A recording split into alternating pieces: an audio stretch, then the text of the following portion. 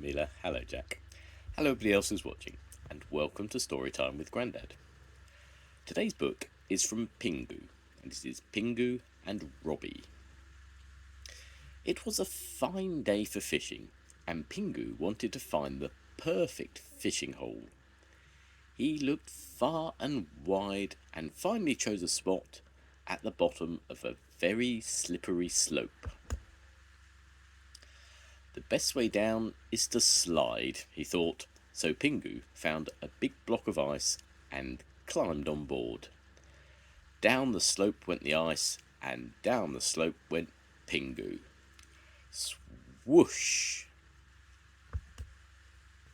It was not long before he had caught his first fish. This is going to be a perfect day, sighed Pingu, as he unhooked the fish and put fresh bait on the fishing line. He didn't know that Robbie the seal was watching him.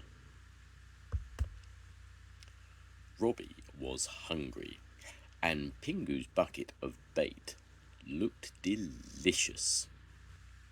While Pingu's back was turned, Robbie grabbed the fish that Pingu had already caught and hooked it back on the fishing line. Then he gobbled up the bait. Pingu didn't even notice.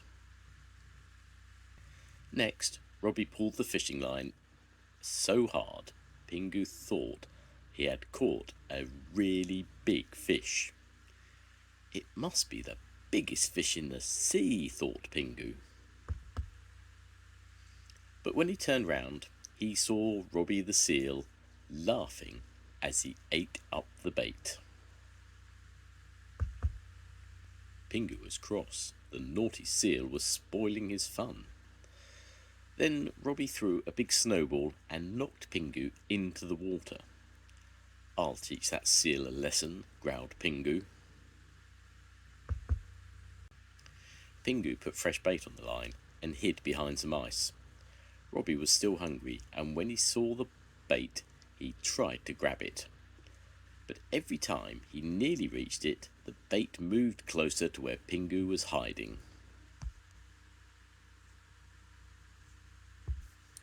When Robbie finally got hold of the bait, Pingu jumped out from his hiding place and pounced on him. "You naughty seal," shouted Pingu.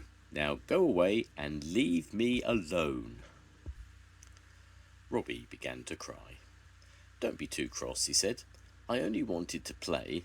So Pingu and Robbie decided to be friends.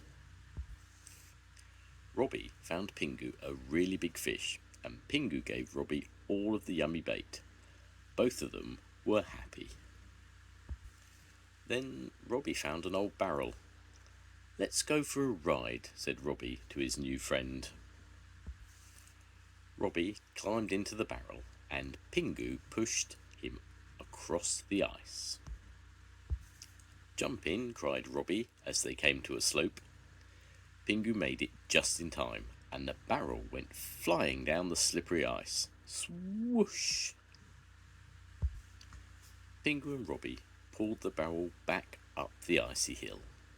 It was hard work, and they were both very hot and bothered when they reached the top.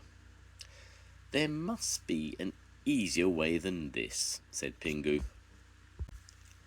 Down the slope they went again, this time even faster than before. Swoosh!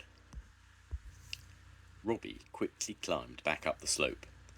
"I can pull you up with this," said Robbie as he threw Pingu a rope.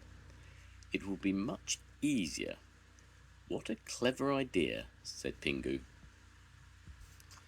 The two friends went up and down the slopes all afternoon, having lots of fun.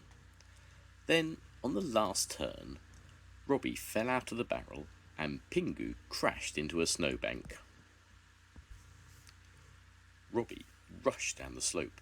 "Pingu," he called. "Pingu, are you all right?"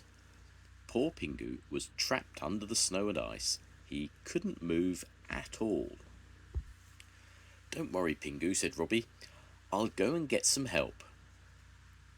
"You foolish young seal," said the doctor crossly when he heard Robbie's story. "We'd better go and get your friend before it gets dark." Robbie showed the doctor the way, and soon they had reached the spot where Pingu was trapped. The doctor held up a huge block of ice, and Robbie pulled Pingu out of the snowdrift. Pingu was very cold. "What a brave penguin we are!" "What a brave penguin you are," whispered Robbie as they carried him home. "And what a good friend you are too," smiled Pingu, snuggling into the warm blankets. The end. Goodbye, Mila. Goodbye, Jack. I'll see you soon. Goodbye, everybody. Bye.